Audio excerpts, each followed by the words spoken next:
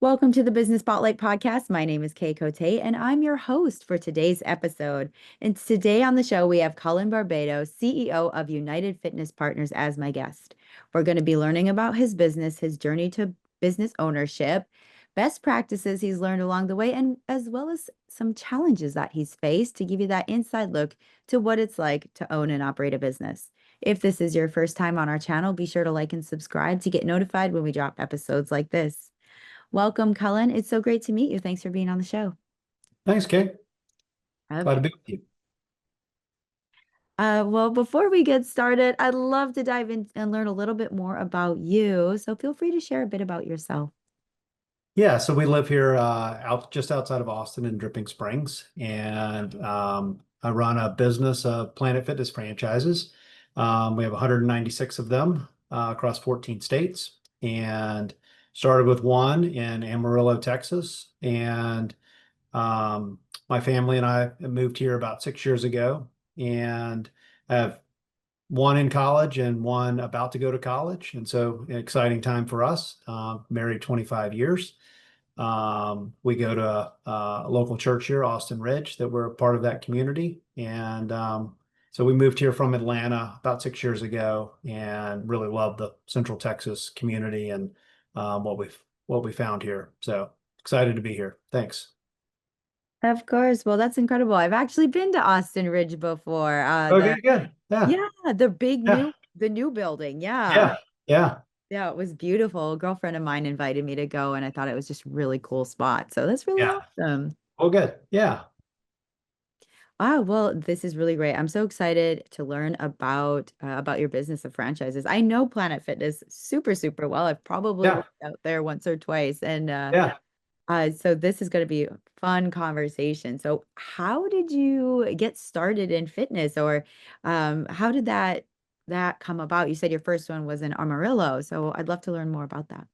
Yeah, so I didn't start the business, and so it's a really fun story for me. The guy that did start it, Trey Owen, started with one gym in Amarillo, Texas, and in 2010, and one became two, two became four, four became eight, and then all of a sudden, he started rolling up different franchise groups, and so we were kind of the first group to start buying other franchisees. And 7 years ago, he and I were catching up. We both went to West Point. We were on the golf team together, which is how we know each other. And so we were connecting about something else, not at all related to business. And he was telling me what he was doing, and he just kind of was like he kept coming back to this phrase of like every time we had a club, it's the biggest company I've ever run. And, my experience before this is, been in multi-unit retail, Home Depot, Dollar General. I ran, 2,000 stores for Dollar General.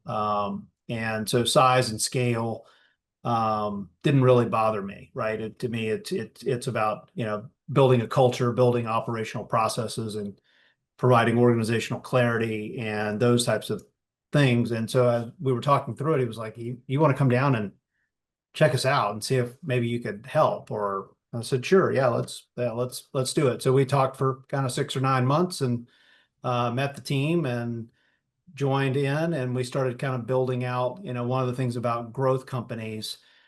This is the fourth growth company that I've done and came in as COO. Is as you double in size, either unit count, dollars, profit, whatever, kind of the organization that got you there won't get you to the next one. And so you kind of have to break the organization without breaking the people, right? And that's the real art of it. Is sometimes the people that get you to that stage can't get you to the next stage. And so how do you honor that work and honor that contribution and find a place where they can continue to contribute, or treat them with honor and respect, and it's time to move on because the company is kind of moving in an upward to the right trajectory. And so Trey had never done that part before. I had done that, and it just laid out pretty clearly to me of we needed to build systems and processes and infrastructure. So today we're a combination of 10 different acquisitions, and we've kind of bought half and built half, is roughly what it is. So kind of 196, and half we bought and half we built. And so how do you go build, you know, we were building before COVID 20 units a year. So that's a whole different set of construction processes and systems of the real estate allocation and the resources and all of those things. And how do you get a labor model across 10 different acquisitions? Everybody did it slightly different. So how do you get everybody on the same one? So just big kind of skunk work projects, I would call them, of layering in incremental um, processes and systems in it. One of the first things I did when I joined almost actually, I think it was yesterday was my anniversary. I got a email from myself congratulating me on my anniversary. So, um, but I spent the first 30 days, I didn't come into the office. I just got on the road and I went and visited clubs. And I visited 50 something clubs across a bunch of different states and um, spent time in the club for a day and just worked. Like just said, club manager put me to work. Like, what do I do? Teach me how to use a system. How do I engage with members? How do I sell a membership? How do we handle somebody that wants to cancel? How do we do all of those things? And so really understanding what happens at the club level. And one of the interesting things I saw was they had um, everybody had a checklist on the back counter. And so there's a check-in counter, kind of like a check-in counter. And then in the back, they had these checklists. And then some of them were one page, some were like 12 pages. And I said, after the first couple of clubs, I'm like, okay, they all have a different one. Like, okay, why? And so you start asking questions of like, what's happening and who gave this to you and why do you have it? And does anybody ever check on it? Does anybody ever follow up on it? And most of the time I got, no, no one's ever asked me. And I said, so why do you do it? Well, it's helpful sometimes, and sometimes I use it, sometimes I don't. And so I just started gathering them up and I brought them back with me and I ended up with like 300 pages worth of checklists. And we had an intern working for us that summer. And I said, I want you to go through all of these and I want you to find all the commonality across all of these checklists of like what's on everybody's checklist. And that ends up being a pretty short list because those are the things that people thought those are the non-negotiables of really running a club. And so we created a club playbook. And so they have it on the back of their counter now, and it's 5 or 6 years old. And every day there's a checklist of what to do, and that's the communication hub for messages that we're asking them to do, our franchisors asking them to do, or the club managers asking their team to do. And so our teammates always know they can go to that book and they know, okay, here's what I'm supposed to do today, and then I sign off on that I did it, and then the manager comes by and way to go, Kay. Great job on, fixing that thing, right? And so that way people feel a part of like what's happening. And it's not, I only get to know what I'm doing if I encounter the club manager on the day that I'm working, is I always know I can go to this one spot. And when I show up, I'm being counted on. And I think that's one of the things about creating a culture is a culture of they're a part of something really great. And what we talk about is we bring health and wellness to the communities in which we serve. And so that's a really powerful mission. If you think about it. And when I talk to our club managers, I talk about like how are we impacting our communities? And so we've got 1.2 million members across our clubs. And so we're changing people's lives or have the opportunity to change people's lives, or they have the opportunity to change their life with us. And there's just so many really rich, powerful stories of lives transformed of coming in. I was afraid to come in. My doctor told me if I didn't start doing something, I may not live, or I can't play with my grandkids, or I can't, do this. And we get to be a part of that journey. And it's a unique I've been with Home Depot and Dollar General, and this is different because when people come to the gym, it's their time for themselves. They're not Mm. here to do a task. They're not here to, shop and get their groceries and like how fast can they get in and out and not talk to anybody. When they come to the gym, when they come to Planet Fitness, they're coming to make an investment in themselves. Or they're trying to, and that may just be a mental break, maybe a stress relief. It may mean I have a goal. I want to be able to bench, you know, 50 pounds, right? I want to be able to lift my groceries without hurting my back. Whatever their goal is, we get to be a part of that journey. That's pretty cool. Oh, that is really cool. I love this story too because like I have a personal love for like fitness and wellness, and I think that's huge that you're helping provide people with those opportunities to, improve their health and well-being. Uh That's right. yeah, it's really cool. And looking at your team around this. Now, Yeah. how does that look? I know you've got on the club level, you have team members, but do you have like an executive team as well? What's that structure look like? Yeah, so it's evolved over time as we've evolved. But yeah, we have an incredible club support team is what we call it. And the most important job in the company is our club manager because they are directly impacting the environment and the culture that our members experience every single day. And so every one of us work for supporting the club manager to deliver the best possible member experience we can deliver on any given day. Because in the back of a member's mind is they're looking for a reason to maybe not continue their membership. And so we want to give them all of the positive reinforcement of you can do it. We're here to help. We're going to give you a great environment of clean and friendly. The equipment's going to work. You're going to have all the equipment you need. And so everything's oriented around supporting that experience. And so we have an incredible field leadership team. So we have district managers, and they have 10 to 14-ish clubs, kind of each, depending on geography. We have some areas like West Texas that are some pretty significant drive times. And then we have yeah, Phoenix market where we've got kind of more dense collection of clubs. So it's based off of that. We have two fantastic regional directors. One grew up in the business, started in the front desk as a trainer, and then worked her way up.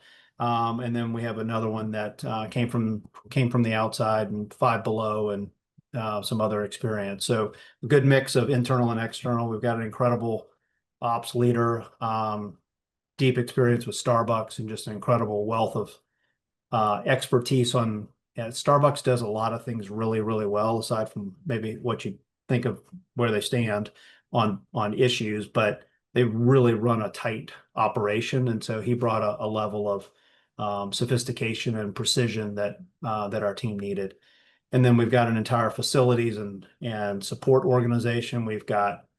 Um, we've got 14 district managers, and we've got 14 to 15 maintenance technicians. And so the district manager has a maintenance technician to go around and make sure so they're doing preventive maintenance, and then they're doing break fix, either in the club or on the equipment. They're all certified on all the pieces of equipment we have in the gym, including our tanning beds and massage beds. And so we have an organization that is solely focused on making sure that the in-club experience is as good as we can make it. They handle all of our, if we're changing out equipment, they manage all of that process.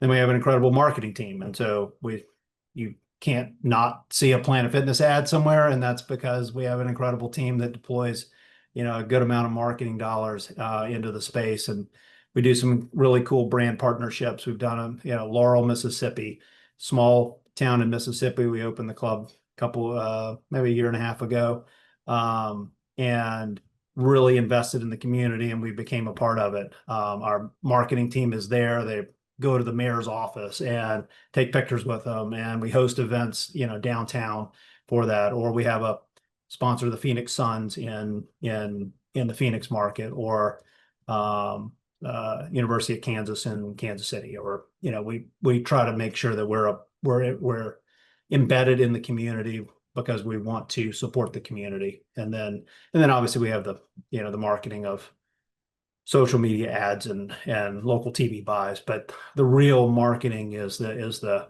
on the ground, embedded in the community type of marketing.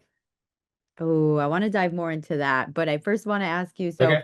how many team members, like, do you know off the top of your head, like a rough estimate of how many team members you currently have? We somewhere between 2,750 and 2,800. 2,800. Wow, that's incredible. And so, yeah, I think that's a golden nugget of this conversation, as we're speaking to other entrepreneurs, you brought up that point of like really engaging in and investing in the community where Yep. the locations are. I think that's huge for success with businesses. Yeah, I think people are looking for authenticity. And I think like what's a trusted name and it's different by I think we're all to some degree. I mean, we all want that, but it's different by generation. So how you market to, a Gen X like me or a boomer, which I think we're now combining Gen X and boomers, which is kind of heartbreaking now that we're talking about that, but that's what we're doing. But the younger generation, millennials, Gen Alpha, Gen Z, they're such an astute consumer and they can sniff out inauthentic messaging far better than we can. It's really remarkable what they can do. And there's a really nice transition that's happening. And so just rough numbers of like my generation and the older generation, 20% of the population was interested in some type of going to a gym of any kind, some type of fitness or wellness. It's in the mid 30% of younger generations. They see the benefits of it. You can see it in alcohol sales. They don't drink nearly as much. They invest in the community. They want to be a part of something. So they prioritize dollars on experience and community over stuff. And so they're much more of a minimalist type of, purchaser, much more savvy on sniffing out inauthentic brands. And so that's really important. And then we need to go meet them where they are, right? If they're interested in a 5K run, we want to be the sponsor of that 5K run. If they're at pickleball, they're into pickleball, we want to sponsor the pickleball tournament too, right? We want to be where they are because we can be a part of helping them. If they're into trail running, hey, when it's raining, come run with us, right? We can put you on a treadmill and crank up the elevation on it. You can get on our stair mills and run it out, right? And so we want to be a part of like, how do we help you do what you're passionate about doing? How do we help you do that? How do Mhm. we extend the longevity of your life? How do we extend the vitality of your life? Oh, very true. Absolutely love that. And, that kind of leads me into where do you see the company going here, say in the next 3 to 5 years? We'll continue to grow. There's still opportunity for us to add new gyms and get embedded in smaller communities or in micro communities. And so we continue to add gyms. We'll continue to invest in update gyms on different pieces of equipment. The nice thing about Planet Fitness is we don't chase fads, but because we don't need to. Um, but we understand where the consumer is and where they're headed, and so we want to make sure that we're offering what people want and need in there. And so there's been a shift over the last kind of 5 to 8, 10 years on a bigger emphasis on strength and mobility and functional movement. And so our gyms are getting, shifted to that type of space allocation. And so less cardio. Not that it's not important, do your cardio, but our space allocation is going to change and we're going to give you kind of more space for strength and functional training and movements and stretching and the advent of GLP-1s is impacts fitness and if you're on a GLP-1, make sure you're doing your strength training because it will go after the lean muscle mass first. And if you do just 3 to 4 days of 15 minutes of strength training, lift something heavy, for 10 minutes, you will keep that at bay and the GLP-1 will be able to take off the fat, which is what you want, the visceral fat, which is what you want. So if you're not doing a strength training regimen, sign up in your local Planet Fitness. Very true. I've recently brought strength training back into my routine through the week, and I feel so much stronger when I do it. So I Yeah. agree. Yeah, it's Yeah. incredible. And looking at, I would say, I like to share two challenges that businesses are faced with to show that transparency and within, as entrepreneurs, as business owners, it is such a struggle because sometimes you feel alone in it. So, what Yeah. is something like you're currently challenged with within? It could be anything within the business, like growth, development, or something you're working through. Yeah. I think, I mean, that's the businesses never don't have challenges. And so I think anybody that's Um, if you're selling a franchise of just like it's passive and you don't have to do anything, then you're not really running a business. And that's not where the fun is. The fun is building a team and working through the challenges that are out there. And so I think, leading people is always a challenge because people are imperfect. So finding ways to continue to keep them aligned and engaged on what the mission is on it is always a challenge.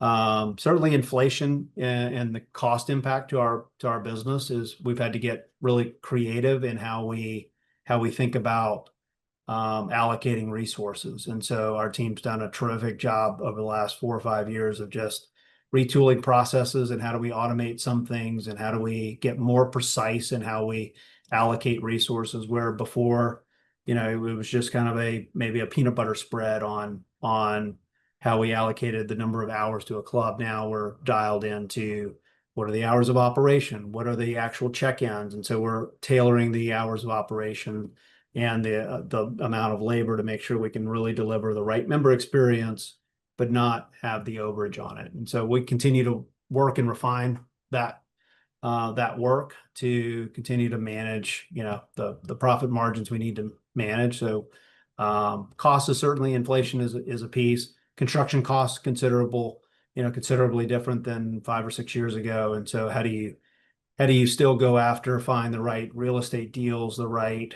construction costs to get the return on invested capital, ROIC, Mhm. on it? And so those are real challenges that are still out there. And so we're just working our way through it, and you just keep solving problems, solving another one. Obviously, the biggest one on for in the last 5 years is COVID and so I think that's I would say, using that as probably the most extreme example of a challenge businesses went through, hopefully in our lifetime. Hopefully that's the biggest challenge we have is culture. And the investments we made in culture, the investments we continue to make in culture. We define culture as how do we think, act, and interact with each other and our vendor partners and our consumers. And so culture is the guiding light when there's not a supervisor standing there telling you what you should or shouldn't do. It's what's the right thing to do. And how should I think about this issue? How should I act on it? And how should I interact? What's the tone and tenor? And one of our values is treat others with kindness and respect. And so kindness and respect sometimes can come across, if it's misinterpreted, could be passive, as I'm being kind and respectful and I'm not addressing a poor performance, or I need an elevated level of commitment, or I need an elevated, I need you to perform at a better level. No, kindness and respect is speaking truth to someone. And we're going to do it with kindness and respect. And we're going to do it to help them improve, but we're going to be really clear on the expectations of what we need them to do. Right. And that's all levels of the organization, myself included, is I ask my team to hold me accountable. Like if there's things that I said I was going to do and I'm not doing them, then I want them to tell me. And you got to create that environment, uh, regardless of the size of the business. Is you got to create that environment of accountability and trust.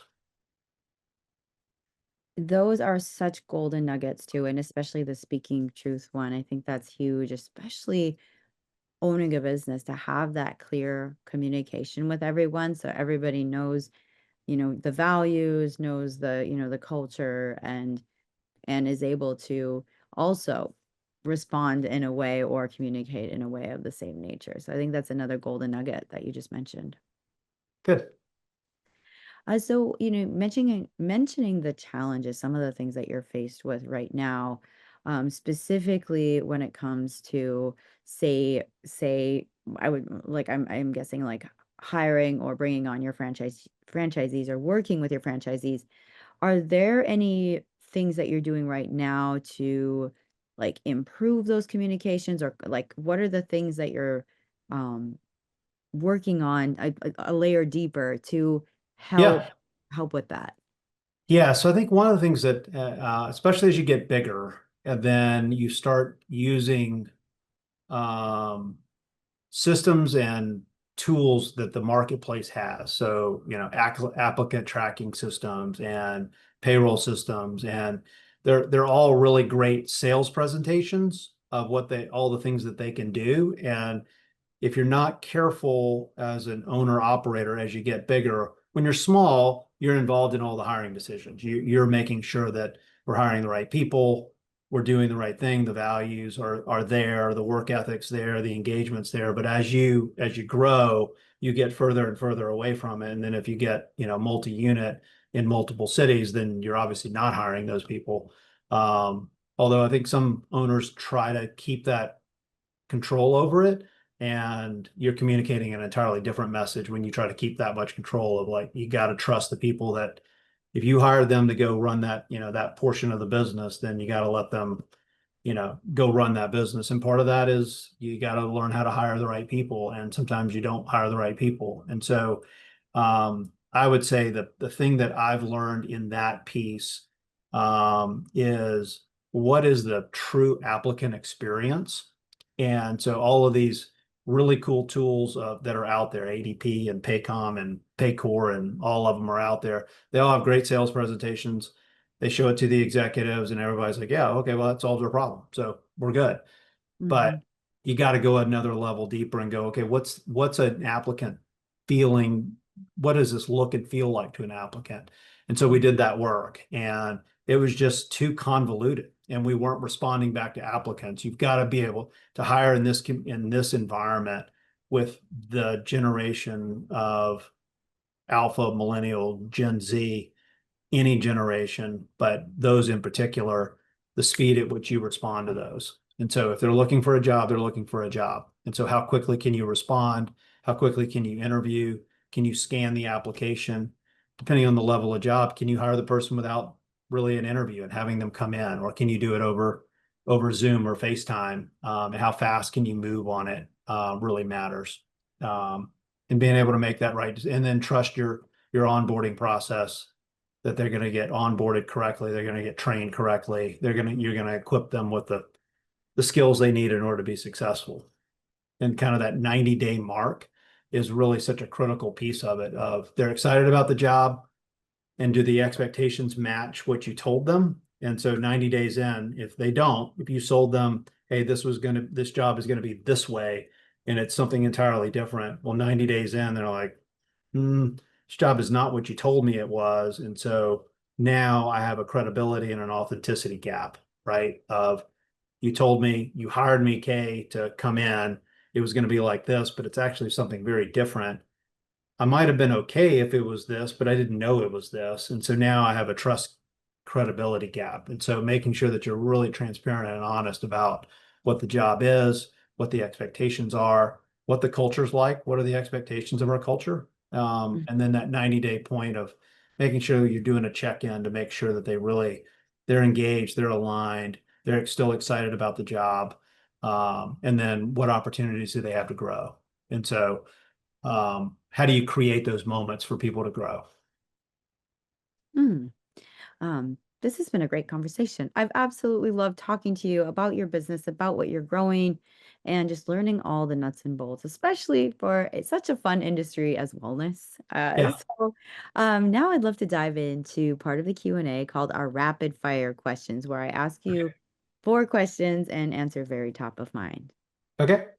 All right. Question number 1 is, what is a key to success for you? Grit and resilience. Powerful. And number 2 is, what is a piece of advice you have for other business owners? Uh, Learn from your mistakes and share what you learn with others. Oh, that's another great answer. I love that. Number 3 is, it could be a book, a podcast, an article, just something that resonated with you most recently. I read the book called Range, and it's about the path to success is not always linear. And so um, I think people have this myth of there's only one path to success. There's lots of paths to success. Hmm. Very true. I just wrote that one down because I want to check that out. Yeah. And the fourth question is, if you could wave a magic wand and rapidly improve one aspect of your business, what would it be?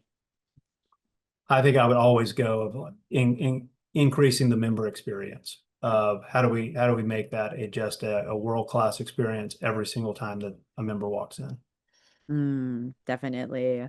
Well, Cullen, thanks for doing our rapid fire questions. Before we get to our final question of the day, how can folks connect with you and your business online? Well, you can go to planetfitness.com and you can learn about our gyms, and please join one near you. Wonderful. Well, thank you so much. Our final question of the day is, what is most inspiring to you today? What's most inspiring is I think the our teammates in our clubs and the when I walk our clubs and I the energy from our team, the excitement they have for creating that environment is just it's humbling to see that level of intensity that they have for doing what they do.